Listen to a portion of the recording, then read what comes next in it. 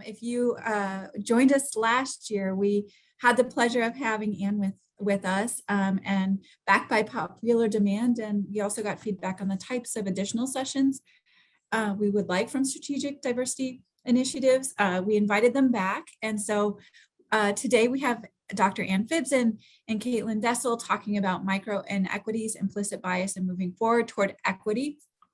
And we'll have another session tomorrow as well.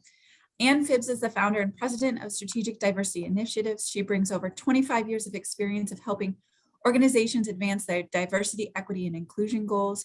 She's adept at assessing organizations' strengths and challenges and tailoring her approach to its context, culture, and goals.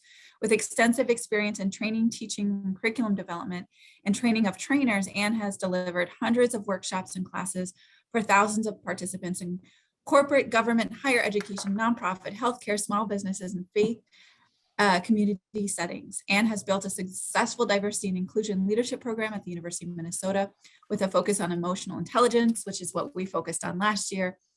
She is an EI practitioner certified in EQI 2.0 and the EQ 360 methods. As a director of education at the University of Minnesota, she was responsible for developing and implementing their successful certificate program and a series of 10 workshops designed to increase capacity for diversity and inclusion across the workforce in every part of the institution.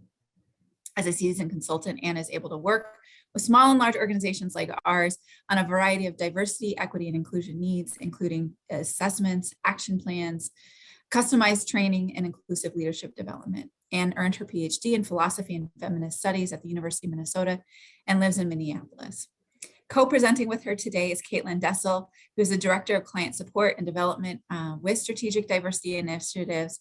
Kaitlin brings more than 10 years of inclusive leadership and experience in business innovation to the team with strong corporate background in crisis and change management. She's passionate about building and empower teams and organizational cultures that interrupt systems of oppression and marginalization. Kaitlin serves as the diversity educator and is on the Chancellor's Commission for LGBTQ people at the University of Tennessee, where she earned her master's degree in educational psychology with a research focus in critical human resources and organizational development and queer empowerment. Her approach to social justice work balances reformist activism with mindfulness and emotional intelligence. Kaitlin lives on a little feminist farm just outside of Atlanta, where she and her partner enjoy sustainable homesteading and holistic wellness workshops and sanctuary retreats. So Kaitlin and Anne, are you both here? Yes, we are. Hey. Yay. Hi, nice to see you. I'm gonna mute myself and let you take it away, and also just a pitch for everybody. This is an interactive session, so please stay engaged. Great, thanks so much for that extensive. Yeah, that was. Go ahead, Kaitlin. Oh, nope. I was just going to say thank you for that introduction. And I'm going to drop in the chat in just a second, or I believe maybe Lizeth will be dropping in the chat a handout that we'll use for today's session. So you all might want to have that up and ready as we go into our small group sessions later. So I'm really excited to be with you all today. I'm Kaitlin. I use she, her pronouns. And Anne, I'll let you get us started. Kick us off. Yeah, great. Hi, everyone. Ann Phibbs, also she, her pronouns, and I'm so glad to be back. I love doing this training with you all. Thanks, Meg, and everyone, Liz, who's been part of putting this together. I'm based in Minneapolis. I'm actually in Atlanta, and you can probably tell I'm in a hotel room. I'm not very good at there's no way in a hotel room to get a good background. But I'm actually in Atlanta visiting Kaitlin for the very first time. We've worked together for 8 months, and we've never met in person until last night, which was pretty exciting. So she's at her little feminist farm. I'm at this hotel. I'm having some slight connectivity issues, which is why I got on late. So I apologize for that. Kaitlin, I'm just going to ask you to let me know if anything is not working in terms of the videos and all that kind of stuff. But I'm going to go right ahead and jump in with our, and share the screen and jump in with our PowerPoint, which you should have access to. I'll go ahead and pull it up. This is our foundational workshop, Beyond Diversity 101, Micro-inequities, Implicit Bias, and Moving Toward Equity. And again, Kaitlin, if for any reason the slide's not advancing, would you do me a favor and unmute yourself and let me know? So I'm going to start with just a little bit of framing, talking at you with how kind of what diversity is and why we need diversity, the changing landscape. And then just one slide that talks about kind of the case for diversity, equity, inclusion. Then I'll turn it over to Kaitlin. She'll talk about microaggressions and micro-inequities. You'll have your first small group discussion.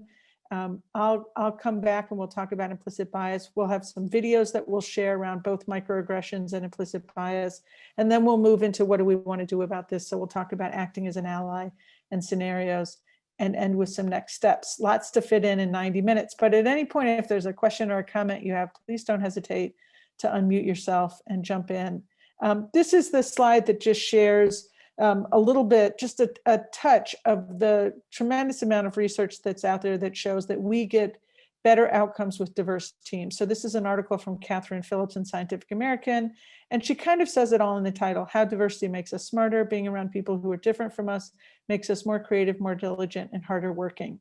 And so trust me when I say that, again, there's a lot of research that shows that we get better outcomes when we have diversity of social identities in our teams. What are social identities? Well, we all have personal identities. We might be like Kaitlin, love to live out on the land, a farmer. We might be an athlete. We might be a lover of dogs or cats, or like me, a film lover. Those are things that make us who we are personally. But we also have identities that are acted on by social forces, that are acted on by things like banks and finance, politics, public policy, media, education. These are our identities, like racial identity, gender identity, sexual orientation, disability, age, nationality, class, religion. And when we have diversity based on those social identities, for example, if we have gender and racial diversity in our leadership, we show that, and you'll see this in another slide I'm about to share, we also have greater outcomes, whether that's corporations that are out to make money, but also just generally making better decisions. And as Catherine Phibbs puts it, simply interacting with individuals who are different forces group members to prepare better, to anticipate alternative viewpoints, and to expect that reaching consensus will take effort. So we show up differently when we know that we're not with people who are exactly like us. And that is a good thing for our teams and for our work together. But as I always like to remind people, we can have diversity without equity. And so we always have to pull in that equity piece. To say that we have diverse spaces without equity is to describe far too much of the United States as far as I'm concerned. So it's never enough just to have that diversity. We have to have the equity piece as well. I also believe our landscape is changing kind of quickly. And I know there's a lot on this slide. And part of why I do this, it's kind of the big first, big no-no of PowerPoints. Don't put too much on the slide. But I'd rather you have more than less so that you can go back to this slide at some point if you want, or share it with someone else and talk it through. But I want to talk about kind of quickly 3 ways that I think our landscape's changing. And it's not to say they're the only 3 ways. There are other ways as well in terms of nationality, in terms of religion. But I'm picking disability, gender, and race as 3 examples. So I start with the fact that many of you probably know that people with disabilities are much more likely to be unemployed or underemployed compared to people without disabilities. In fact, only 40% of adults with disabilities in their prime working years have a job, compared to almost double that. 79% of people without a disability have a job in their prime working years. And of course, we want jobs because it's economic security first and foremost, but jobs also give us a kind of ready-made community, a social safety net, if you will, a place where people care about us and track us. And for a lot of people with disabilities, there's a tremendous amount of isolation. And so getting people into the workforce has been a big push for people who do disability justice work. And I say disability justice in part because disability has been one of those parts of diversity, equity, inclusion that I think has been kind of late to the DEI table. We've often put disability over with kind of compliance and the ADA and accommodations. And certainly that's very important. We want to accommodate anyone who might have a disability, and also pay attention to the Americans with Disabilities Act, or ADA. But it's not just about compliance. It's also about ableism and all the ways that people with disabilities face barriers. And in that respect, we need to see it through the lens of justice, the way we see gender justice, the way we see racial justice. We also need to point out that that a lot of people's stereotypes, mine included, when you hear the word disability, tend to go toward someone who has a visible or apparent disability, like someone who uses a wheelchair, someone who's blind or low vision, deaf or hard of hearing. But the majority of the people you ever meet who have a disability, you'll never know it, because most disabilities are non-apparent or invisible. And about 20% of Americans, 1 in 5, that is millions and millions of people, live with a mental health condition or mental illness, according to the National Alliance on Mental Illness. And we know there's a tremendous amount of stigma that attends to mental illness. We don't see it in the same way as we do other kind of medical conditions. But we should, whether someone breaks a leg or is living with cancer, or someone is living with bipolar disorder or struggling sometimes with depression or anxiety. These are all medical conditions, and we really shouldn't stigmatize them. But we're seeing more and more people, even like, as I mentioned here, elite athletes like Simone Biles and Naomi Osaka, coming out and being open about the fact that they're whole human beings, both elite athletes who can do amazing things with their bodies and minds, and also people who struggle with mental health conditions. And I think that is changing. We've always had people with disabilities in the workplace, but we're going to see a lot more people being open about it and saying, I don't want to be stigmatized. I don't want to feel like this part of who I am has to be closeted, or I shouldn't talk about it. We're also seeing a big change, and I think a kind of radical change around gender and gender identity. 15 states in Washington, D.C., and that used to be, it used to be 6 states, and it's changed literally in the last 2 years, on more than doubled. Now allow people to go in and amend their birth certificate to replace their sex with a non-binary designation. So rather than the 2 or binary categories that we've always seen as fixed and non-changing and mutually exclusive, right? Someone is born, we assign them a gender at birth and a sex at birth, either male or female. We don't say you can be both. We don't say you can be neither. We don't say that will change over your lifetime. We say it's fixed and it's based in your biology. That's the traditional notion of gender. But more and more people are pushing on that and saying, look, maybe I'm transgender. Maybe I'm going to move from one gender to the other over my lifetime to fit with who I believe I am and who I know I am. Or maybe I'm going to be non-binary and say, I'm neither cisgender nor, which is kind of the traditional notion, cis meaning from chemistry, on the same side. It lines up on the same side, sex assigned at birth with gender identity, with gender presentation. That's kind of cisgender.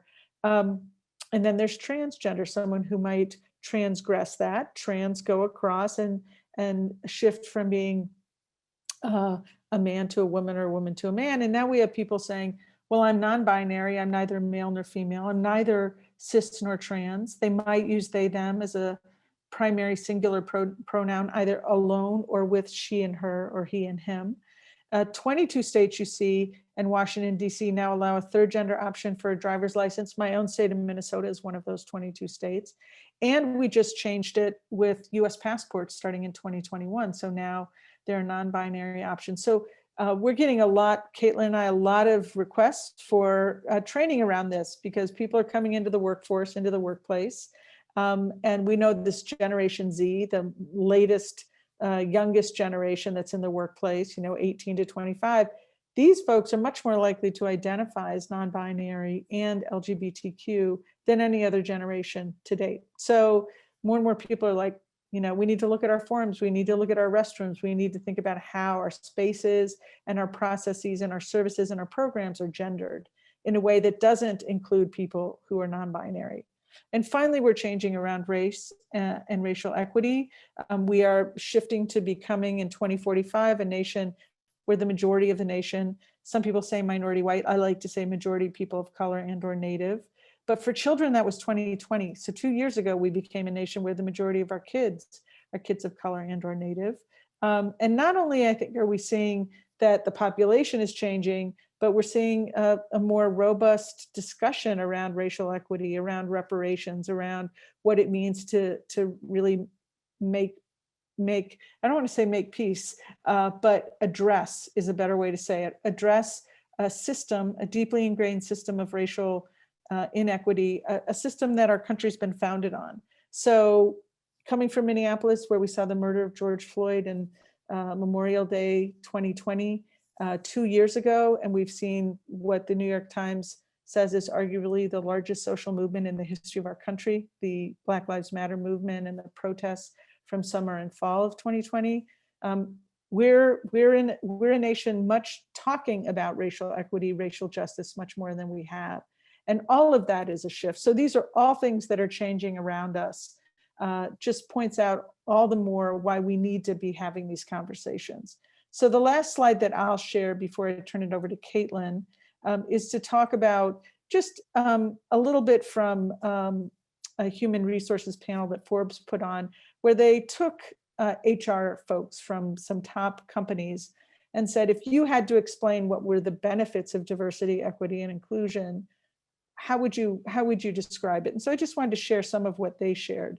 By 2025, that's a few years away, millennials will make up 75% of the workforce, and 83% of millennials are more likely to be actively engaged if they believe their company has a diverse and inclusive culture. Now, of course, this is done in the context of companies or corporate America. As someone, and Kaitlin can attest to this, we work in nonprofits, we work in higher ed, K-12, we work in state agencies and government agencies, as well as corporate and business sector. Every one of those areas that I just named is, I think seeing this increase in millennials in the workplace, but also seeing this need for diversity, equity, inclusion. So even though it says company, it really is, I think, any organization.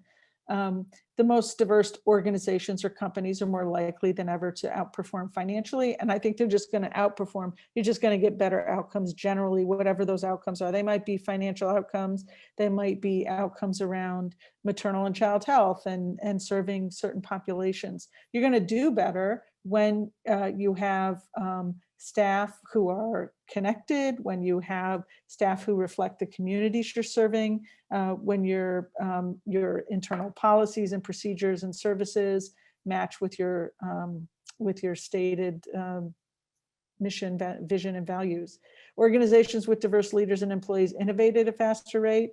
A diverse and inclusive environment tends to bring employees a sense of belonging, and that can help with retention, a big issue for not just corporate America, but all sorts of places are needing to retain their employees. And some of this just kind of makes sense, but it's good to remember that the more inclusive and welcoming an organization we have, the more likely that people can bring their whole authentic selves to work. It's just going to be a better place to work. Project Aristotle from Google identified psychological safety as one of the most important factors of a high-performing team. What is psychological safety? In a nutshell, it's the ability to step in and say, hey, I know we're going in this direction, but I think there's some problems. Can we create a place where someone can actually push back against a supervisor, against a team, against a project or initiative without fearing retribution and retaliation? That is psychological safety, and it's incredibly important in our workplaces, and too often it's not there. And finally, surveys show that an overwhelming majority of employees value diversity and recognize it's linked to both better work outcomes and a better workplace culture. So my guess is, again, a lot of you know this, but it's good to remember this, especially when we deal with pushback. I always say with DEI work, it's not a matter of if, but when and how the pushback comes. And so we need to be prepared with these kinds of arguments for why this can't be something that we push to the side. It needs to be front and center, something our organizations, our schools, our colleges, our universities, our corporations and businesses are doing every single day. So with that, I'll turn it over to my colleague. Thanks so much, Anne. And I think I'll need you to advance slide for me. Thanks. So we've talked just a bit today about kind of the context and the changing landscape and understanding a bit about social identities. And now I want to talk a little bit about micro-inequities or microaggressions. We use these terms interchangeably, considering that some find microaggression to be a bit problematic, specifically around when we commit one of these actions. So something we say or we do doesn't necessarily resonate with our intent. So I didn't feel aggressive when I said that or did that. I didn't mean to have that impact, but certainly these two can be used interchangeably. And this specific tool, microaggressions.com, I encourage everyone to go there. For the purposes of time, we will not visit that today. But essentially, this is a blog that provides a visual representation of everyday microaggressions. So this is user-generated content. Folks are writing in and posting instances that occur in their everyday lives. So what's interesting about these is that while each of them on their own are not necessarily particularly striking, over time, these acts that are often unintentional, not meant to hurt, done with little conscious awareness of their meaning or their effect, can have a slow accumulation over childhood and throughout one's lifetime. And this is what defines a marginalized experience, which also makes it very difficult to explain this and communicate this experience with folks that don't share that particular identity. So interestingly, I think something to note is that most organizations have an HR department, and human resources and compliance are quite adept at this point in understanding how to handle things like discrimination or bullying or harassment that comes up in the workplace. Those are formal processes of investigation and kind of what to do, how to report. But what we're not seeing in the workplace is that leaders and staff members are really equipped with recognizing and interrupting microaggression and bias when those things occur. So these are, again, slow, oftentimes unintentional, but accumulate over time to create a harmful effect, particularly for marginalized individuals with social identities that are marginalized over time.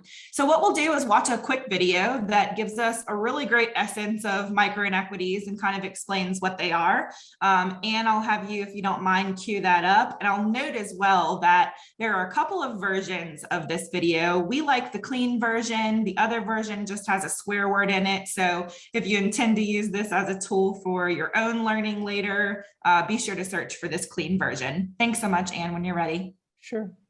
Still don't think that microaggressions are a problem? Oh, you're so well spoken. Just imagine, instead of being a stupid comment, a microaggression is a mosquito bite. Ugh, it's a compliment. Mosquito bites and their itch are one of nature's most annoying features. But if you're only bitten every once in a while... No, where are you really from? Cleveland? Sure, it's annoying, but it's not that big a deal. The problem is that some people get bitten by mosquitoes a lot more than other people. I mean, a lot more. Whether it's on a date... Oh, your English is so good. Excuse me? Going grocery shopping... You know, everything happens for a reason. I'm just buying apples. Commuting to work... So when are you gonna have a baby? Watching TV... We have to keep the Redskins name. It's part of our culture and history. Or just walking down the street with your partner. I couldn't even tell you were gay. Mosquitoes seem to pop up everywhere. Do you know John? Give me shopping advice. I love Cher too. And getting bit by mosquitoes every day, Can I touch your hair? multiple times a day, So pretty. Can Can I touch your it, hair? please? Can I please? is annoying. And makes you want to go ballistic on those mosquitoes, which seems like a huge overreaction to people who only get bit every once in a while. It's just a mosquito bite. Who cares? Just another angry black woman. Of course, beyond just being annoying, some mosquitoes carry truly threatening diseases that can mess up your life for years. Astrophysics? Maybe you should try less challenging major.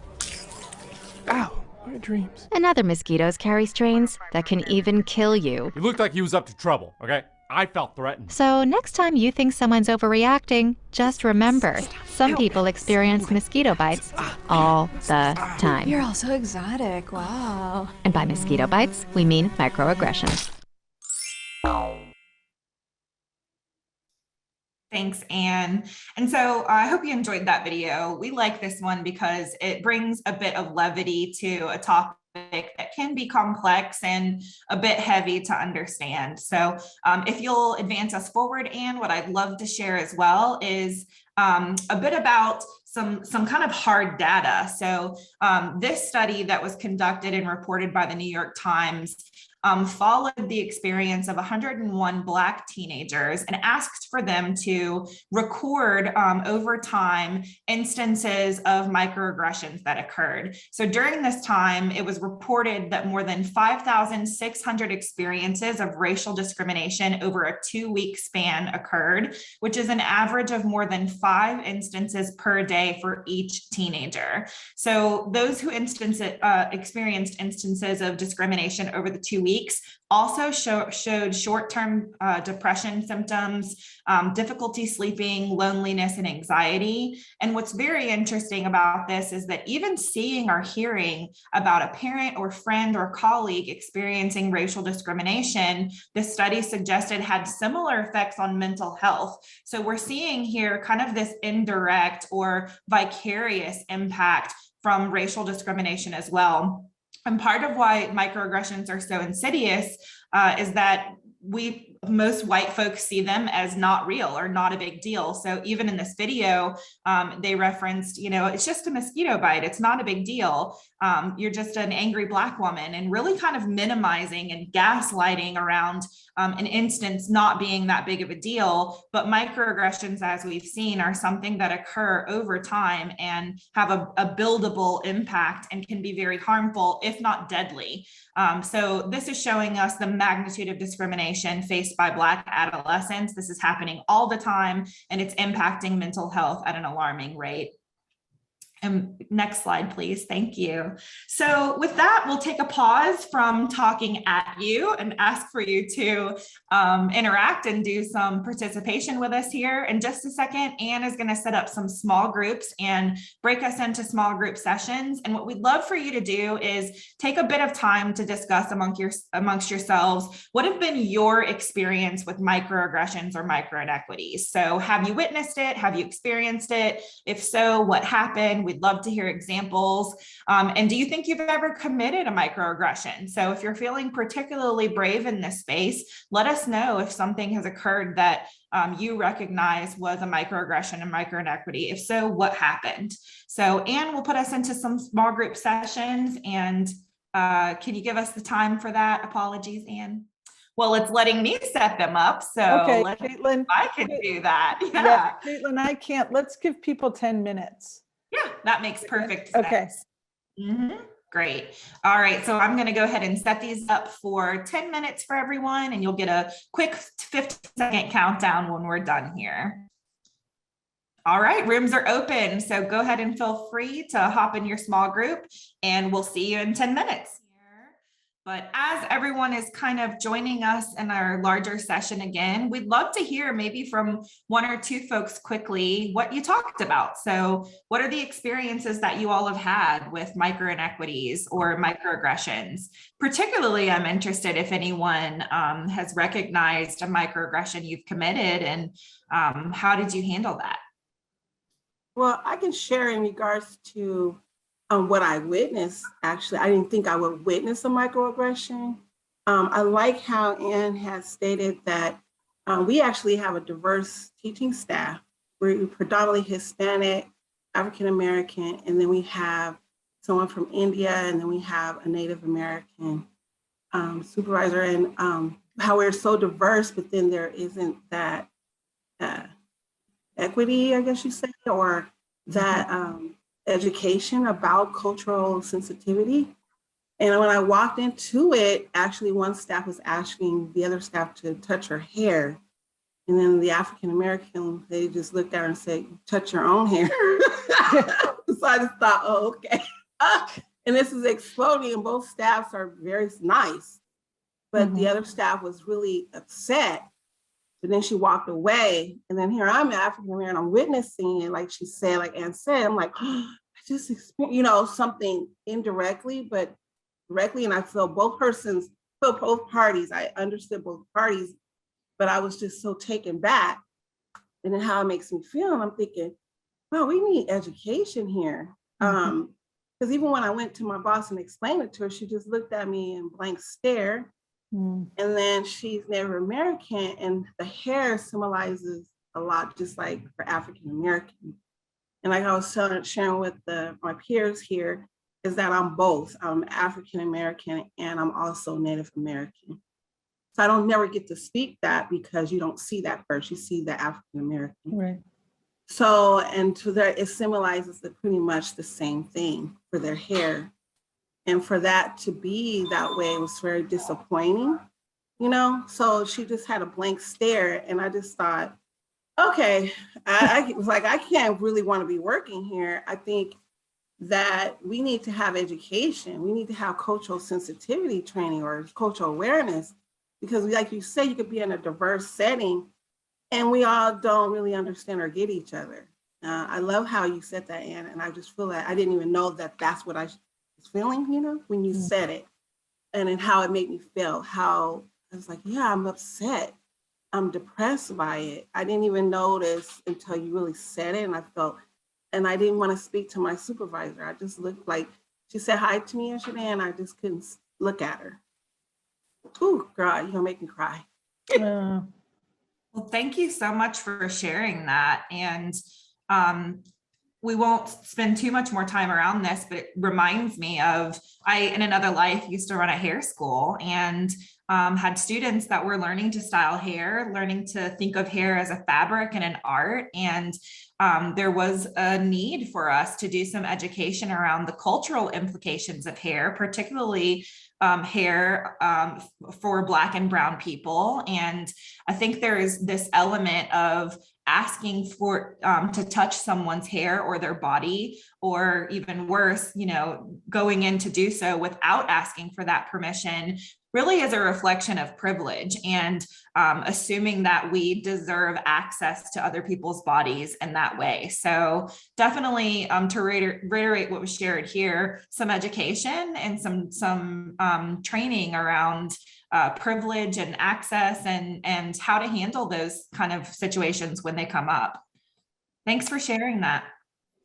Go ahead. Anything? Yeah, if I could just make one comment. We're in a moment going to move into talking about implicit bias, and the implicit bias shows that people of all identities, even people of color and Native people, have a pro-white and anti-Black bias. Women have, as well as people of all gender identities, have a pro-male and anti-female bias. So the idea that I've had people say this to me, well, we have a diverse, usually that means racially diverse, you know, staff, so we don't have to talk about these things. But these things are built into how we understand the world, so we have to talk about them. And I want to say, Kim, I appreciate you being that vulnerable. This work it's never just intellectual, it's deeply emotional work. And I appreciate you being that vulnerable and sharing. I hope you can take care of yourself, whatever that looks like. But it is very hard, and also then hard when we see our supervisors not show up, because it is the role of a supervisor and a manager and a leader to be able to have these conversations, to go into the tricky stuff, the hard stuff, the emotional stuff. And when we have a supervisor who doesn't do that, that's almost a re-traumatizing. So I'm sorry that was your experience. I'll go ahead and share the screen, Kaitlin. I think you have a couple slides. Yes. Yeah, we do. So we've talked a bit about our personal experiences with microaggressions. And here we have, I'll just review these quickly as we can keep moving on to, as Ann said, some of the content around bias. But these are tips for taking actions. So when you are weighing the consequences of responding to a microaggression or any other, you know, incivility or disrespectful behavior. If I respond, will I or anyone else be in physical danger? Kind of assessing for risk first and foremost. And if I respond, will the person become defensive and this lead to an argument? So kind of understanding when it's worth it to lean into that moment, or when it's actually going to create a dangerous situation and that you should, you know, that should be avoided. If I respond, how does this affect my relationship with this person, particularly if this person is in a position of authority or power over you, like your boss, for example, or strained relationships with family members? And one of my favorites, if I don't respond, will I regret not saying something? So I'm interested, you know, I'm sure many of you in your small group sessions probably talked about instances where you witnessed something and perhaps regret not saying something and interrupting it, but not really knowing exactly what you would have said or having the skills or tools to do so. If I don't respond, does that convey that I accept that behavior or statement? So am I complicit by my silence? Am I enabling or reinforcing these behaviors by not being an upstander and interrupting the situation at play? Can I share something? Please do, yes. Okay, it takes a lot of courage, but I'll do it. So I'm a political refugee, right? I was in refugee camp. I was helping I worked for Amnesty International a long time ago. It was in 80s. And I'm originally from the Czechoslovakia. That doesn't exist. It's a Czech Republic right now. My whole life is for early childhood and peace education. I finished my doctoral study looking at the system that promote peace and all what we're talking about. So I'm very passionate. So I live in a small town in Arizona, and lately with Ukraine, people just come to me, and since they see my last name, it's Studnichka, they think I'm Russian. So they start talking to me, and they start talking about Ukraine. While my dad's family died in Auschwitz, and his part of family came from Ukraine. And and I'm involved listening to stories. And I could not sleep like for a week because some of my friend actually who built our house, it's been really attacking and very aggressive. There's been a lot of darkness. And I actually took the courage to write a letter that very gentle, and I asked his brother, because they're going to be doing some stuff in our house, not to have him in my house. And his brother wrote me really kind email and said that they understand, and he apologized. But I did not feel good about that. I don't feel good when I do that. Do you have anyone, any suggestions so you don't feel that guilt that you basically need to like speak for this, because it brings so much of that epigenetic trauma inheritance I grew up with my dad. And then when I hear about violence and aggressive behavior towards other people, I have a very hard time to accept that. So I always feel like I need to speak out. So if you have any advice, so how not to feel bad when you speak out for your courage? I'm still learning that. Yeah, well, thank you so much for sharing that. And I so appreciate your willingness. I know that that is something very hard to share, and it takes a lot of vulnerability and courage to be able to do so. I would share that anytime you're acting as an ally or advocating for yourself, even, it's not easy. It's not comfortable. And in these situations, we're not designing for ease or for comfort. And what's important, I think, what we always say from our perspective is to try to stay in relationship as best you can with folks and ensure that you're creating boundaries and, acting as an ally in the moment, but also creating space for folks to understand and learn from the situation. It sounds like, at least the folks that you were writing this letter to did receive it and were apologetic, which is great. That's not always the case when a microaggression is interrupted or something is brought to the surface. But I think it takes a lot of courage and a lot of vulnerability to act as an ally, because it's not comfortable. I think even those of us who've been on this journey for probably some years would say this is not something that is always comfortable or easy to do. And being an ally oftentimes looks like it costing you something, it being something that is at risk. So I'll pause there because I'd love to hear, Anne, if there's anything that you would add there as well.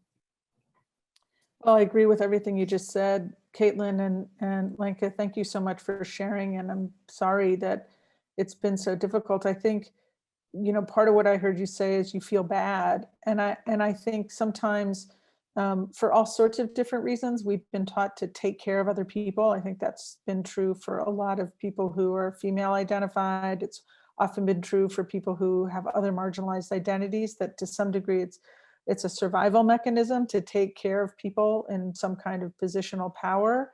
And so when we set boundaries and say, I can't do this, or I don't want you in my home, or this doesn't feel safe to me, that to part of this work, it's so emotional. And that's why we talk a lot about in other work that Kaitlin and I do, we talk about emotional intelligence, is to sit with some difficult feelings. And sometimes feeling like we didn't give someone what they wanted can be very challenging and feel actually dangerous and traumatic, to say, well, someone wants to engage us, or someone wants to be in our home, or someone wants to ask a question, and to realize, even if I did this in the past, even if I'm comfortable, even if I know how to do it, if what I've realized is it's not good for me to set that boundary. And again, for people with marginalized identities, it gets very challenging to do that.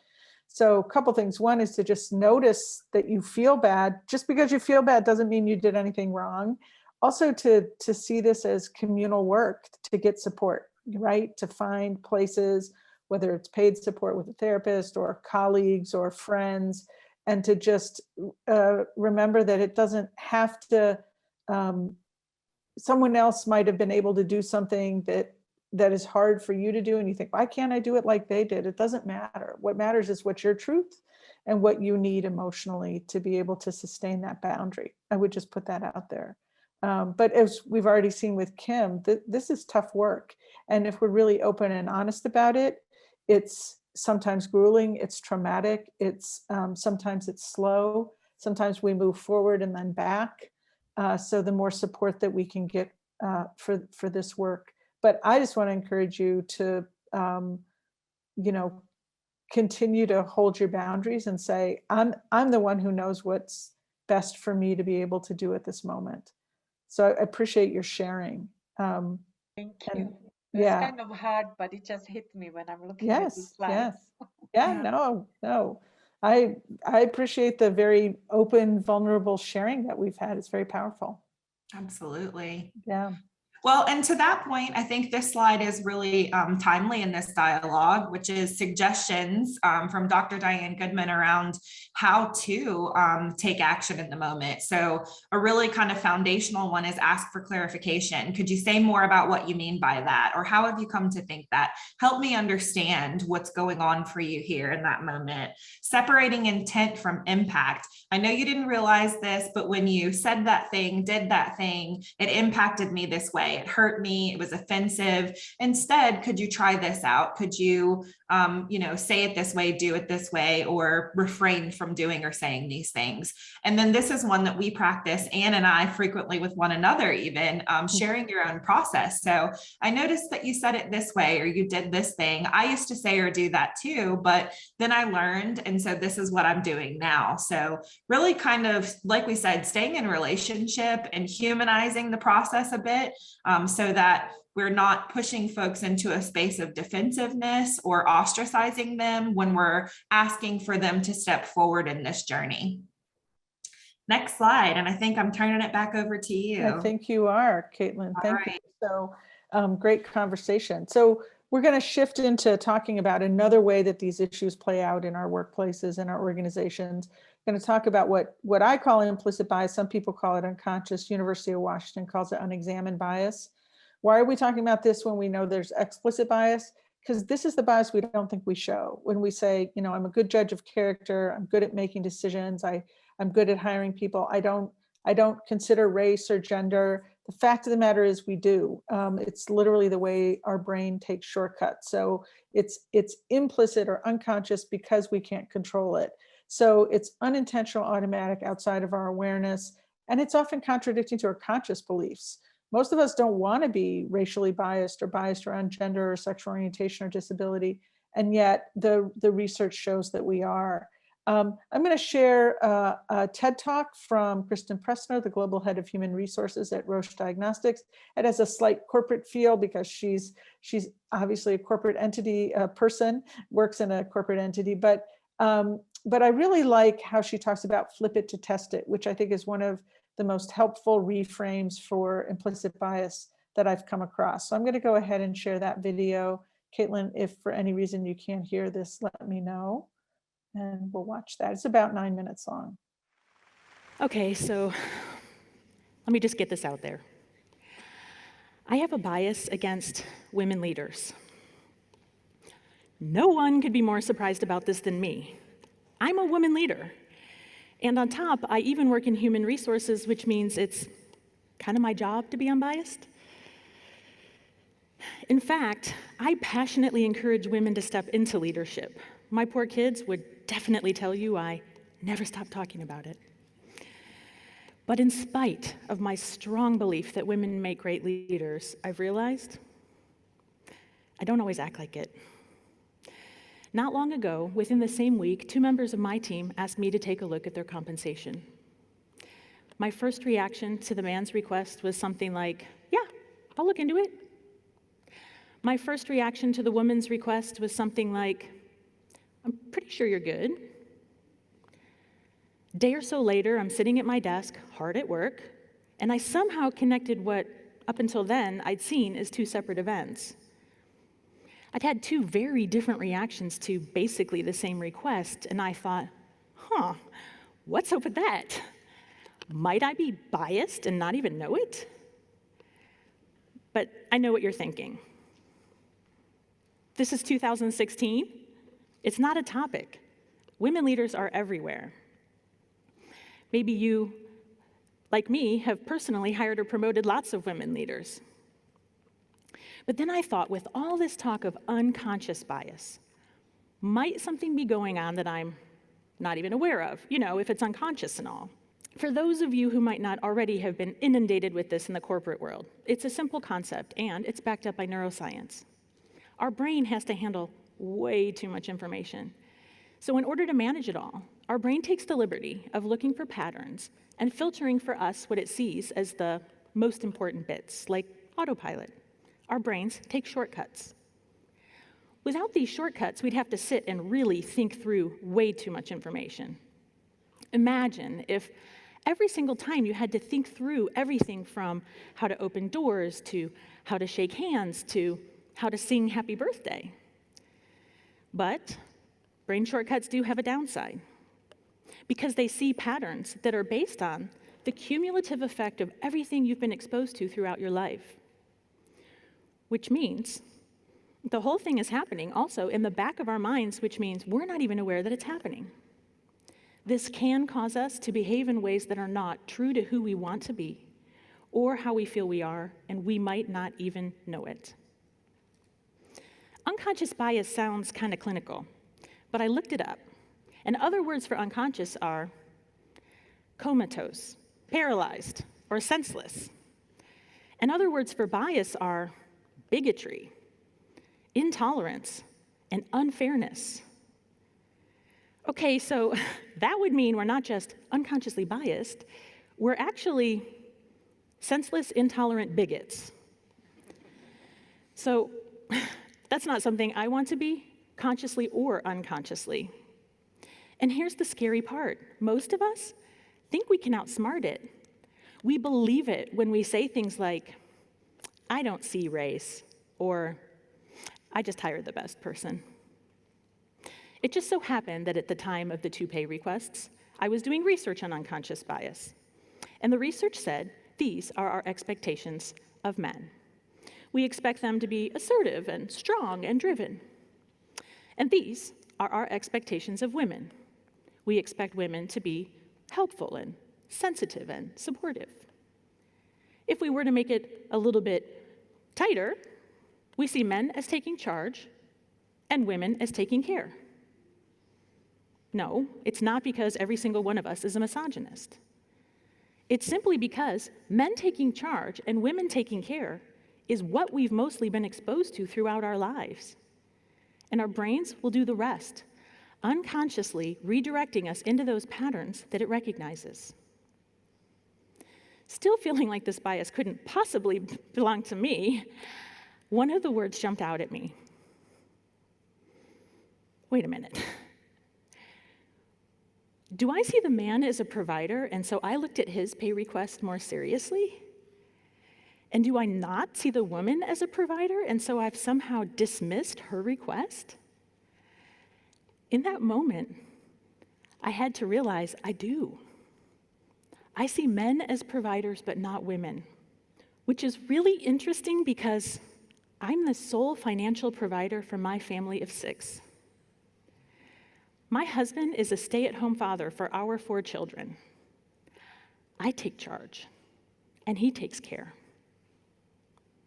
I'm the last person I could imagine who could ever have a bias against women leaders, and yet I had to realize I have a bias against women leaders. I have a bias against myself. And if you're thinking, wow, bad on her, unfortunately, I'm not the only one with this bias. The research shows that we all have a bias against women leaders. We just don't know it. I had both a man and a woman ask me for a raise at the same time, so I was confronted with my different reactions real time. And I could notice it when I was accidentally treating people differently. Luckily, that happened, and I realized in time, but how many times have I not caught myself? How many times have you not caught yourself? So what's the antidote to being a senseless, intolerant bigot toward women leaders or anyone else? It's a big stretch to imagine that we'll always have the opportunity to cross-check our reactions with two different people in real life. But I've realized we don't need to. We can do this comparison mentally, and it's just as eye-opening. Just mentally flip whoever you're dealing with for someone else to test yourself. Like here. I made a slight change to this slide. I flipped the photos. Does anything on this slide feel weird?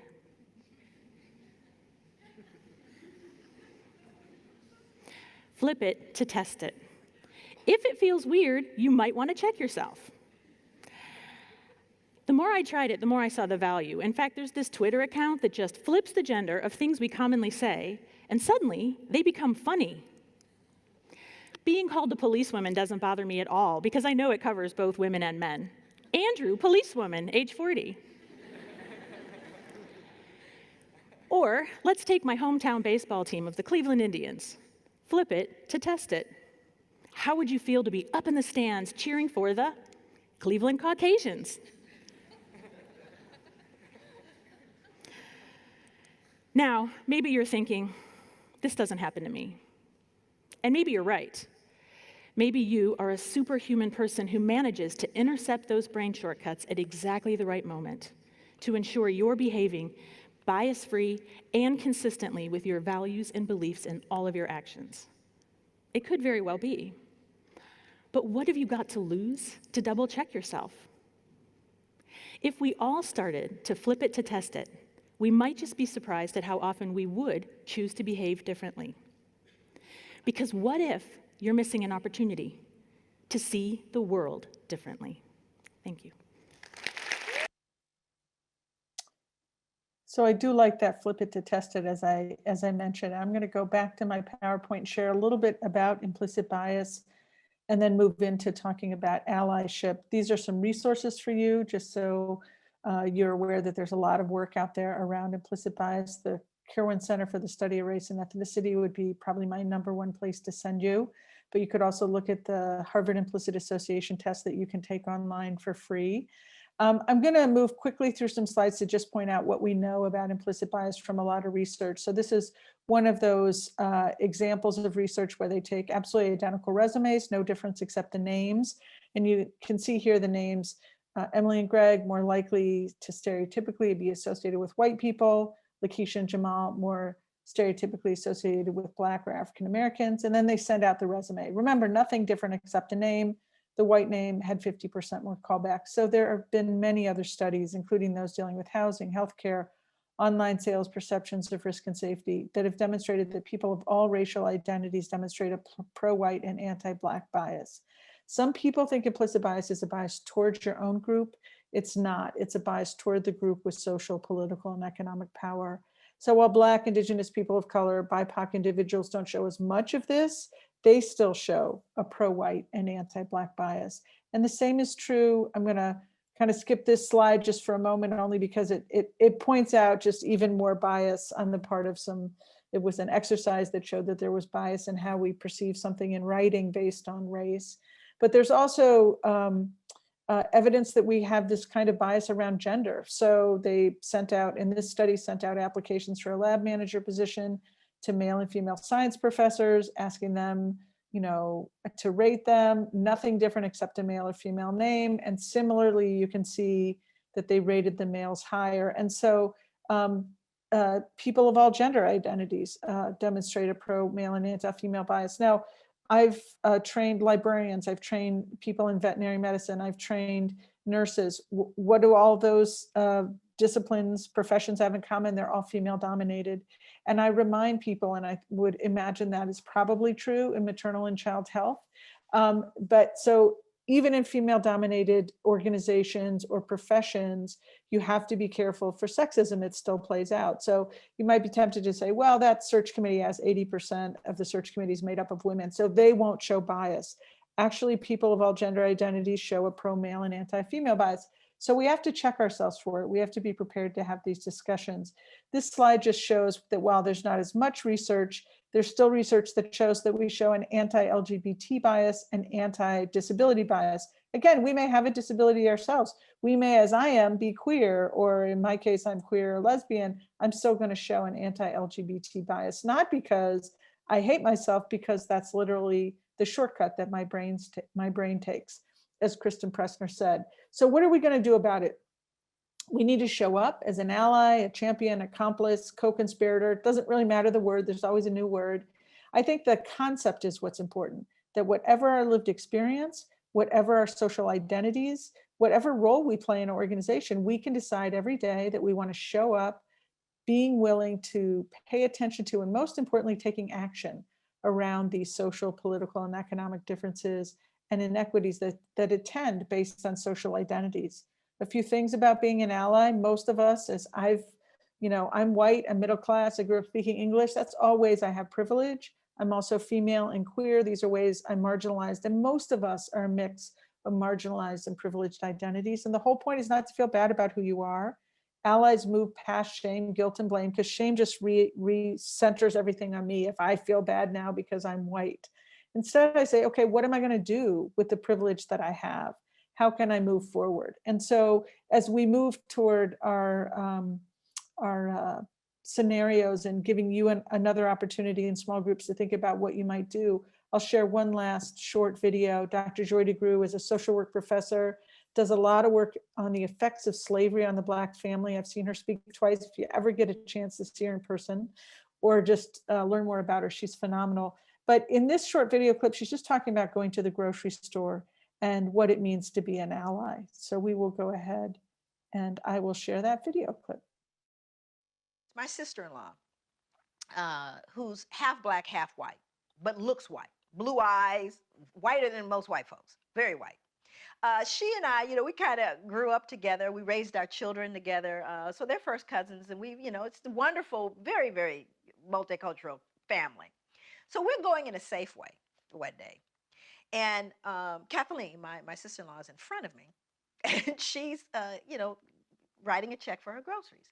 Now, my daughter, who at the time was 10 years old, was standing with me, and I was directly behind her, getting ready to get my groceries. So Kathleen comes up, and the checker, who's a strawberry blonde, freckled, very delightful, warm, the checker, this young woman, is talking to Kathleen. Hey, how you doing? Isn't it a nice day today? They're just chatting up. And she says, yeah. So Kathy writes her check, and she steps off to the side with her groceries because she's waiting for me.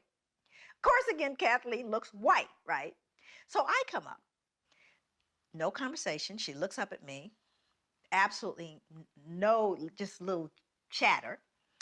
And I write my check. My daughter, however, is 10, notices immediately the difference in how she responds to me. So I write my check, and she goes, I'm going to need 2 pieces of ID. At which point, my daughter looks at me, and she gets very, very embarrassed, and tears are kind of coming up in her eye, like, Mommy, you're not gonna let her do this. Why is she doing this to us, right? So I'm trying to figure out what I should do, because behind me are 2 elderly white women, right? And I'm thinking, okay, so then I become the angry Black woman, right? And they're gonna be, and I'm just trying to second guess all the drama. So then I just give her the 2 pieces of ID. I said, some things you gotta choose your battles, right? And then it gets worse. She pulls out the bad check book, right? So this is the book that shows the people who've written bad checks. So she starts searching for my license in the bad checks, at which point it's just out of control now. Just as I'm standing there trying to decide what to do, and it's really deeply humiliating. Now my daughter is in full-blown emotionally upset, who's 10.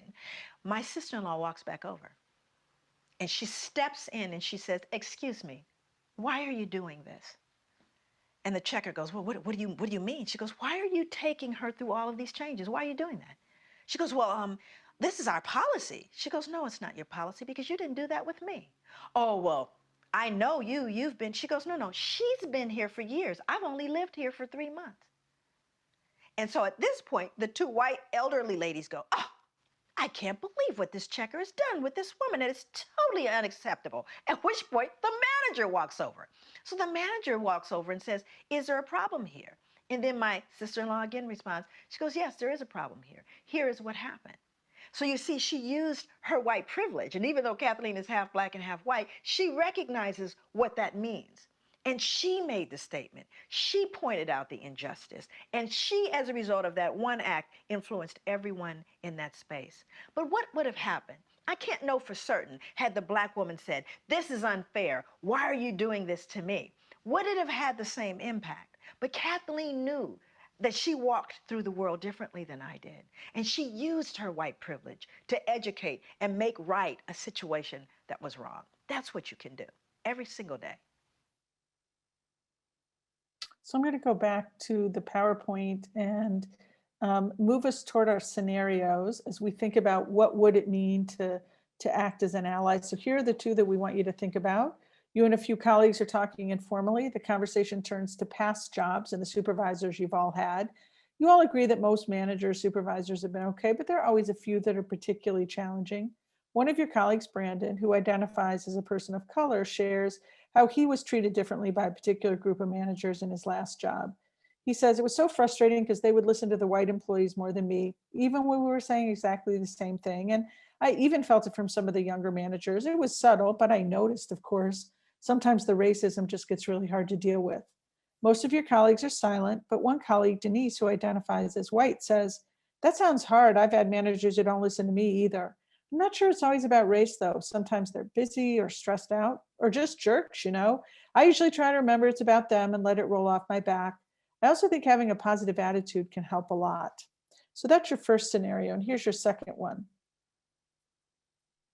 You have a good relationship with a new staff member, Louise. You and Louise are talking one day when she says, can I ask you a question? And when you say, sure, she continues, well, I don't want to sound biased or anything, but what's with Trey? Yesterday, he introduced himself saying he identified as non-binary and used they, them pronouns. Louise continues, since when is this a thing? I mean, they isn't even a real pronoun. Well, not for a single person.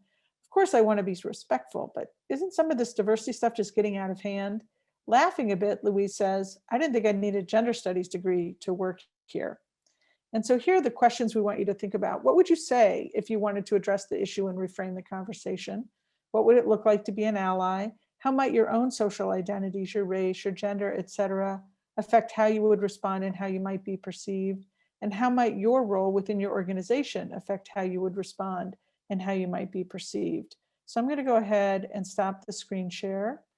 We don't have a lot of time left. I'm going to recreate the groups a little bit and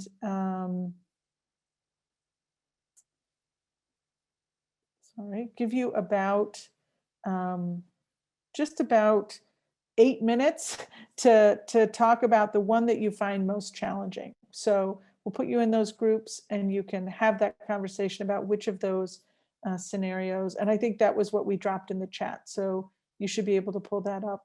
Hopefully you have that document in the chat. So we'll see you in 8 minutes. And we don't have a lot of time. I want to say quickly, thank you for those who are putting things into the chat and supporting each other in the chat. It's a nice feature, but so thanks for that. And we just have a few minutes. I want to see if anyone wants to share which of those two scenarios was you chatted about, and if you have a few thoughts about them. Anybody want to share? Hi, Ann. Our group, this is Jennifer, and our group discussed scenario number 2 and had a really good discussion about that. And how supporting an individual and having being an ally and recognizing the preferred name, their identity, their preferred pronouns, when you have leadership above you that doesn't, and how do you address that dynamic? That was a lot of our conversation. And there are no quick and easy answers. I mean, part of it is just making sure that you're showing up as an ally. So in this case with Louise, to say, hey, you know, you probably noticed that I had Louise misgender Trey in the scenario, right? So you could start right there and say, I noticed that you referred to Trey as he, but Trey is wanting to use they, them pronouns. And here's a great place to do some modeling to say, you know what, Louise, actually, mostly I'm just trying to be supportive of my colleagues. I know it's really important for Trey that we use the correct pronouns. And so I'm really working on it. Sometimes I do forget or mess up or slip, because that does happen. I personally, just me, Anne, I'd much rather someone did that than said, sit down, Louise, I'm going to tell you how you're wrong, right? No one, that doesn't help anyone learn, but to say, hey, well, let me share some of my journey about why I think this is important. And also, yeah, jump in. Sorry, in our group, and I apologize, I don't remember our group number, that was actually a big part of our conversation, was sort of how to approach that. Yep. Because for me, I have a very protective instinct. And so I have to really guard against being overly aggressive. And one of the things that, we talked about how important it is to try to educate others. And I had said that a good kind of way that I kind of keep it in my head is to pretend that I'm explaining it to my grandma. Because I'm not going to be mean to my grandma, but I'm going to explain what's going on. Yeah, good. I love it. Yeah, I love it. If that works, that's great. Absolutely. People typically don't learn no matter what kind of person they are, if they feel judged, if they feel disrespected, if there's hostility. So no matter how wrong they might be, I mean, you can decide you don't want to educate. So you could say, Louise, you need to go talk to your supervisor or HR. And actually, Louise should get support from HR and a supervisor if at all possible. And you might decide you don't want to do that. But if you do decide you want to jump in and educate, then thinking about how can I do this in a way that someone can hear me. I'm aware of time. I want to make a quick comment about the first scenario, which is so important, of how we minimize racism. It's one of the things, and I say this as a white person, so I've been guilty of it, and I'm on a lifelong journey to be an anti-racist ally. We minimize it. And so what this white colleague has done is not trying to be racist. Clearly, they're trying to be supportive, but they've minimized their colleague's racism. And so part of it is just turn back to Brandon and say, I'm sorry you experienced racism, and just believe them. There's power in just not making people have to show us that something was racist, but saying, I believe it is. That's enough for me. That's a powerful statement. And then at some point, if you want to, turning to your colleague there, Denise, and saying, Denise, as a white person, why do you and I think we would know what is racially biased? Because we're not on the receiving end of it. And one last thing I'll say before we end, because I don't want to go too much over, is to just say, never judge your allyship by whether someone changes, which seems a little counterintuitive, but actually you have no control over whether Denise will hear you, or Louise, or anyone else for that matter. It's up to them. And it might be that they have to hear something 10 times before it actually shifts, or maybe it never will shift. But you judge your allyship by, did I show up? Did I take some risk? Was I willing to stay in relationship with them if I decided to educate and be an ally? And can I really, can I feel like I showed up, kind of lived my values, however someone might have received it or not received it. So I know we could keep going. I know we have a session tomorrow that's about hierarchy and class and elitism. Kaitlin and I are very excited to share that with you. Meg, I'll turn it back over to you and just say thanks for having us here. Well, and thank you both for coming again. We are so excited for the session tomorrow, and what a rich experience you provided for us today, and we're looking forward to tomorrow. And could you please make one of the co-hosts a host before you jump off? Yes, good idea. I will do that. And we'll see you both tomorrow. Thank you.